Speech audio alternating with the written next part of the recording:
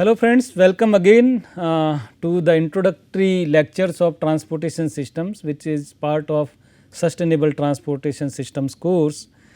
Today we will discuss about what is transportation system after all, and what are different transport modes which can be integrated, and then what are different factors which can influence the efficiency of a transportation system, and those factors which influence the development of a particular transportation system. So, both things means its efficiency of a particular transportation system and development of in totality of the transportation systems, and different components of the transportation system and multimodal transport, those kind of things we will discuss today. So, what is transportation system after all? Basically, when we integrate different transportation modes, then the huge transportation system emerges. Like we can walk to a particular station, then we can take bus, we can go to a destination, then we can have another kind of like non motorized transport to reach a particular place, then we can go to railway station, we can have train, then we can go to airport, those kind of things means different kind of transportation modes are there, and that networking is very important, which can have linkages between all kind of transportation modes, whether it is non motorized transportation or motorized transportation. So, when we talk about different transport modes, then in our mind we will visualize like railways or buses, etc. And when we talk about railways, then like surface railways or elevated railways when on the pillars, and light rail transit systems or underground tubes like metros also. When we talk about like road transport, then in our mind the picture is there of bicycles or two wheelers like motorcycles, scooters, three wheelers or heavy vehicles or private cars or public buses, etc. Similarly, when we think about air transport, then helicopters or commercial aircrafts, private jets are also there, rich people can have, then airships, blimps or hot air balloons which are still used for meteorological observations, those things come into mind. And when we talk about water transport, then like inland water transport IWT or international water transport means from one country to another, like ships and cargoes, all those kind of, or ferry boats, small boats, cruise ships, cargo ships, submarines, even warships, all those are there in terms of water transport.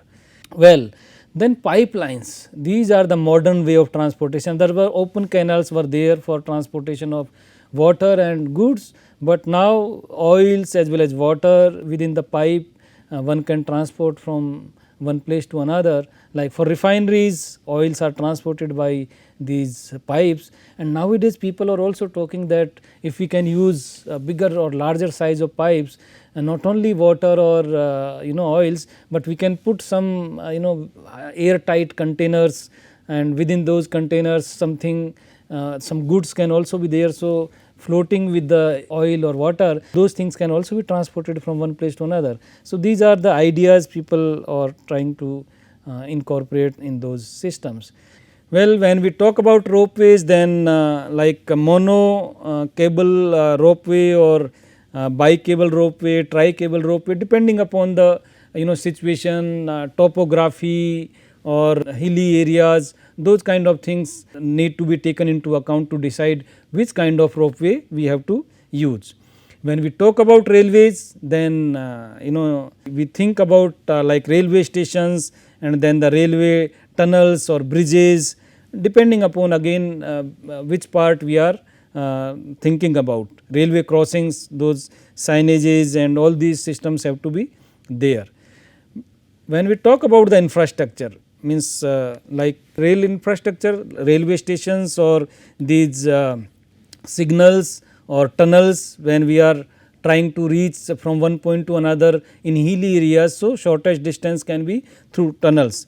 And when we talk about road infrastructure, again tunnel may be there like railway track, bridges may also be there, then there can be unpaved roads or paved roads depending upon the terrain, and traffic lights have to be there, because any kind of infrastructure any kind of transportation mode has a particular type of infrastructure. Without that infrastructure we can't run that particular transport mode. Like when we talk about road transportation, then road infrastructure means you should also have the petrol pump, because gasoline and diesel you will need to drive your cars or vehicles. So, those kind of things. Now, we are talking about electric vehicles. So, for that we have to have charging stations. So, whatever transportation mode you think about, you have to think about their infrastructure also. Well, in transportation infrastructure in terms of waterways, you can have these aqueducts. When you are passing through a river, then aqueducts have to be there for taking canal above the river.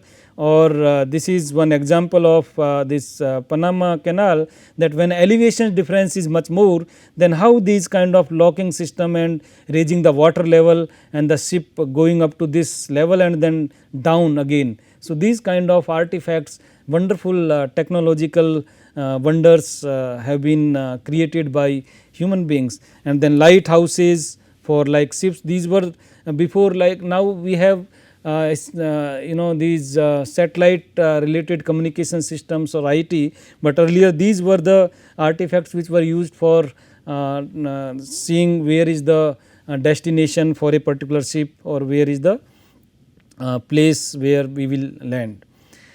Air traffic control, when we talk about, then again you have to have the control room which will communicate with the pilot, and then navigation system, all those, and hangars where aircrafts are repaired or they are kept when they are on the ground. So, those kind of air traffic control tower, all these infrastructure have to be into place, otherwise we can't have the proper functioning of air system. When we talk about multimodal connectivity, then terminals and stations have to be in place properly. Like if you are talking about bus stand, then it can be connected with the railway station through like overbridge etc., that bus stand should be nearer to the railway station.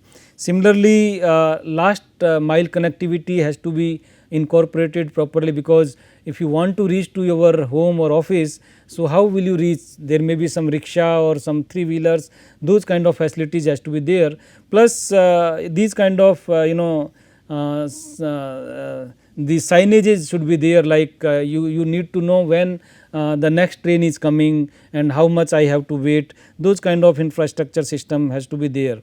In ports and seaports, like docking facilities where we will do container loading, or cranes will be there for loading and unloading, and then docking facilities where ships will be there, they will rest. So, those kind of draft must be there. And when we talk about cycling infrastructure, then again you will need parking space where safely you can park your bicycle and go for shopping etc., then you can come again.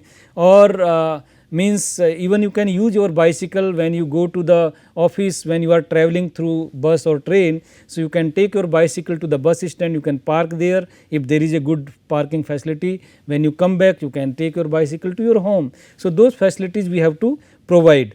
Then bike paths should be separate and dedicated one, so that safely one can use the bicycle, otherwise people will not feel incentive and motivated to use the bicycles. Living streets means where again you have to make them like a calm streets, where not motorized vehicles are allowed, only walking or bicycles are allowed on those particular places, like recreation places, parks, or children playing grounds, those kind of things.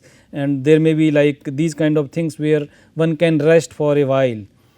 So, in nutshell we can say that the influencing parameters or factors which determine or influence the transportation systems are like speed, safety, adequacy or frequency, then regularity, integration of one mode to another, then responsibility to hold something. Similarly, like it should be economic, it should be cheap, it should be economically viable, comfort level should be good, fuel efficiency must be there, otherwise it would be very expensive to use more fuel. Employment generation, it should be linked to, because like you might have heard that now government has Kisan Rail. So, from farmers produce particular place to another state, one can transfer those things. So, there are several factors which can influence this transportation system. So, now we will go one by one. Speed, speed very important. Some countries believe that high speed better economy. Okay, you can have expressways, like we are accustomed to higher limits of the speed, but in those countries they have like limits, you cannot drive your car lower than this speed. So, those are the expressways. So, speed is very important to travel from one place to another. If speed is means speed can be held very good or high speed transportation systems are there, then in very less amount of time one can travel or goods can be transported very easily or efficiently. Then safety issues, because if infrastructure is not in good shape, and if there are not good signages, there may be accidents. So, to avoid that, safety issue are also very important. Some those kind of facilities must be there. Okay. Then adequacy means the capacity should be adequate. It is not like people are making crowd and there is no place for sitting or comfortable journey. So, adequacy is very important aspect in that sense, otherwise it will be very difficult to travel, it will be very tiring and very uncomfortable. Okay. Frequency means suppose you want to use public transportation system, and if you know that my office hour, like my work ends at 5:30 or 6 p.m. and if there is a bus at 6:10 and it is if I miss it, then I can get at 6:30 or so, then if it is a good frequency at that time, then you will have motivation to use the public transportation system. Otherwise, if you feel that okay, if I miss one bus and if it will come after 2 hours or so, then you will feel that I should have my own vehicle. Okay. So, frequency is very important in that sense, and then regularity also, punctuality means on time it is there, then only you have this incentive that you use those public transportation systems or those kind of things. Then integration, because if you are traveling from your workplace to home, and if it is not only single type of transportation system, but there are multiple, like you have to travel by train and then by bus and maybe by walking or rickshaw or something like that. So, the integration must be very good in that, because when you leave one type of transportation system or mode and you go for other mode, then it should be available there. You should not be waiting for hours there, otherwise you won't means you will lose so much productive hours. So, integration is very important, and then responsibility, like if something happens, then the system should be there which can handle it. If you lose something okay, then or something damage happens, then you can properly lodge your complaint and that should be addressed timely. Comfort, of course, comfort level is very important. If you get tired during that traveling, then it is not a fun, then you will feel that I should have my own vehicle rather than using the public transport system. Okay. Cheapness means economically viable, it should be bearable to your pocket, it should not charge much, otherwise you will feel again ki my lot of salary is going in the transportation, that is not a good thing. So, the economic viability is very important, and fuel efficiency is important again in terms of economic factor, because if more fuel is being burned, then more expensive will be the journey. So, efficiency must be taken into account, and of course, as I said, like there is now new Kisan trains. So, employment generation means if transportation modes is not only making you travel, but also creating or helping in employment or selling your things efficiently, then nothing like that. It will really boost your economy as well as it will help you to use it properly. Okay, then what are different factors which influence transportation system at different scales, like local or regional scale or national and transnational or international you can say, and then global scale. So, those factors are basically like environmental factors or historical factors are also there, but that can be overcome by new policies, and political factors can be there, economic factors can be there, all those factors influence the transportation systems or modes. So, on local level, if we look into like environmental aspects, then like hydrography or geomorphology, those are the important issues. Okay, means like if there is a rain, then it should not be flooding the roads, otherwise you can't travel conveniently. Okay. So, those aspects should be taken into account, so that flood water goes away very quickly. Historical, cultural and settlement patterns can also decide some way, because if there are places which are visited very frequently, then a transportation mode must be there. Okay. Then technological means roads of bituminous kind or cement concrete or other different materials. So, those technological aspects are also important.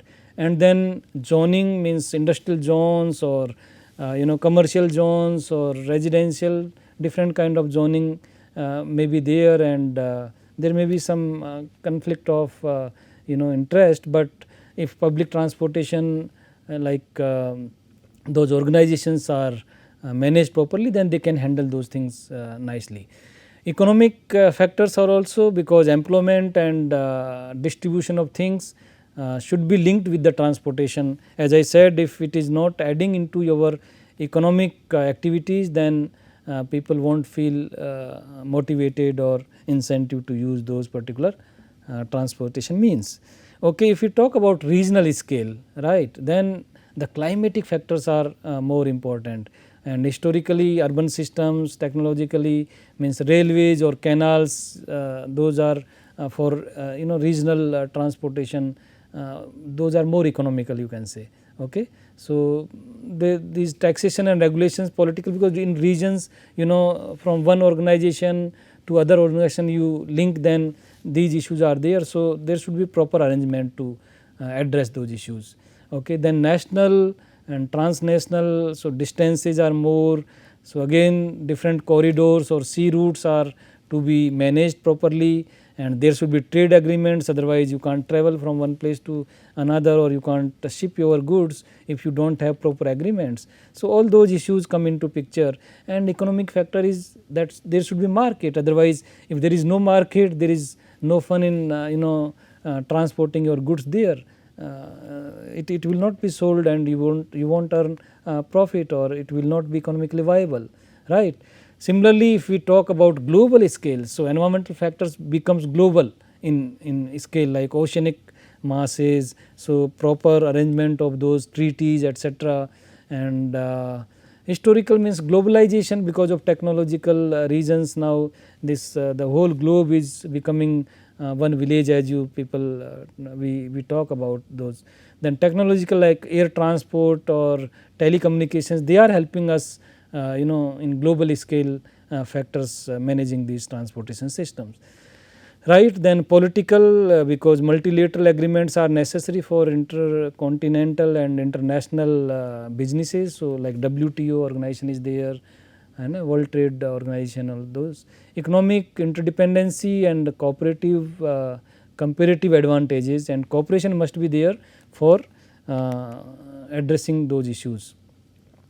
Then if we talk about like different components in nutshell, so government's role is there, of course, and means this transportation system is linked for all those components. So, government will be there for different policy matters, regulations, etc.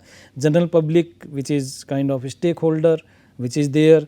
Then the customers are there to use those public transportation system and other infrastructure. Then financial community, who can give loan if we want to have a big transportation system, then sometimes loans are needed for buying vehicles and buses and all those things. And then supply industry means timely those, if we have a particular network, then supply industry should be able to supply us those particular vehicle fleets, etc. And competition must be fair, means it should not be like we are favoring a particular mode over the other, then it will not work, because integration will not be proper and the other mode may be suffer, it can have losses and then ultimately the public or masses will be at loser end. Okay. So, how this government plays role, as you can see these taxes, then safety regulations or user fee, they can be decided by the government, because otherwise suppose private players are there and if there are no regulations one can charge any much and that is not good. So, there should be some regulations that only this much the cost, then this much of percentage you can have your gain and you can decide the price, right. Then entry and exit from the market and monopolies, all those issues are government regulated ones, so that the fair playing field can be ensured. Okay. So, rules, compliance and standards and all those things are there for this particular system. Okay, then if we talk about competition, then intramodal or intermodal like rail versus road transportation systems or these waterways or those, and then means like communication system which can competition can be enhanced by using those particular components. Okay, so you know people the common error or common mistake people make that competition is static, but it you know with the time it is dynamic. Sometimes which is very profitable transport mode, it can be at the losing end also. So, we have to be innovative and you know vigilant about those issues. Then supply industry like you know infrastructure builders, low tech, high tech and electronic components, all those things must be available in time, just in time like this Japanese technique. So, those are the issues. Then insurance industries are also there, if something happens then there should be a particular way of handling those things. Similarly, like stakeholders which are of different nature like environmental community, they can ask for issues which are related to the environment. If something is being damaged, some environmental components are being harmed, then those issues must be addressed properly. And financial community like through equity or debt, how can we generate resources to support our system, all those things we have to look into. Then multimodal transport you know because there are roads, there are railways, there are air traffic, there are these waterways etc. So, all those things and then walking also, all those things has to be integrated properly. As I said earlier, if suppose you are travelling through train and if you are not finding some rickshaw to go from train station to your house, then again it is a problem. So, multimodal integration should be proper, as it is shown very beautifully in this picture. Like from home, if you start your journey, so by car you can go, okay, and at bus terminal you can park your car there, you can use metro, then you can walk and office. Similarly, you can come back, then take your car and again means travelling some like 80 kilometers, 100 kilometers or so. So, those kind of multimodal transportation systems can be useful. Similarly, like from you know one end to another end, so those issues has to be handled properly, so that there is no gap between one transportation modes usage to another transportation modes usage. Okay. And these are some challenges for multimodal transportation system, like if one particular mode has poor infrastructure, then you know you can have in one mode good journey, comfortable journey, but in another mode you are finding it very difficult. So, those infrastructure challenges must be addressed in time. Then intermodal linkages, which I am you know trying to repeat again and again, that those must be integrated properly. Okay. Then you can have these modernization of public passenger terminals, because if there is no good waiting area and people are not finding it place as a comfortable for you know thermal comfort as well as other comfort parameters, then again public will feel discouraged to use those particular transportation systems. So, now we can conclude that any transportation system can include all modes, only then we can have the journey towards sustainable transportation system, because road, rail, air, waterways, pipeline or cable, all these infrastructure facilities has to be there if you want to interconnect with each other in a efficient and effective way. Well, there are some issues related to like congestion, related to pollution, that we will see in later lectures, but they have to be addressed, and so that sustainable solutions and measures can be incorporated to achieve the sustainable transportation system. So, I hope you have enjoyed this particular lecture about different modes of the transportation and the infrastructure, and how to integrate them, how to put them in place, so that we can have a journey towards sustainable transportation system. These are the references which you can go through to have additional knowledge about a particular part of the lecture. Thank you for your kind attention, and we will continue these lectures towards the journey of sustainable transportation system. Thanks again.